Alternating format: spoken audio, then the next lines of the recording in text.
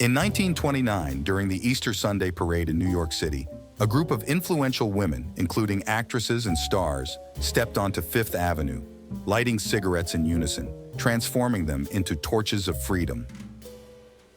Edward Bernays, the father of public relations and nephew of Sigmund Freud, masterminded all this spectacle just to stimulate cigarette sales among women by breaking down the taboo of smoking women at the time.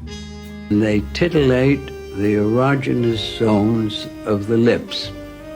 Until the 1990s, up to 1/3 of cigarette sales were to women, resulting in millions and billions of premature deaths. So manipulating public opinion and transforming personal liberties into marketable commodities have become mundane since torches of freedom.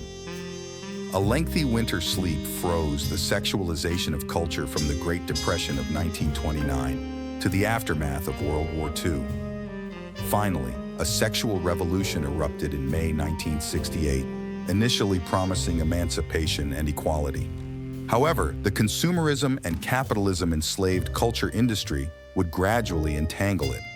Emerging media, entertainment, and fashion industries of the 1970s used the revolution's imagery and rhetoric to build a new consumer culture that valued attractiveness, sexiness, and marketability over the original goals of freedom and equality.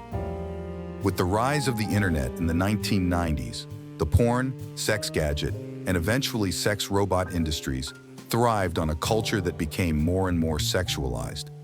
This highlighted a deeper problem of a lack of connection in personal relationships and a preference for fantasy over reality, which led to the breakdown of marriage and family institutions and the replacement of traditional relationships with digital ones, especially due to the allure of virtual satisfaction. So, torches of freedom kicked off the rise of American pop culture and its solely commercial values, starting with the commodification of sexuality and opening the gates to hell.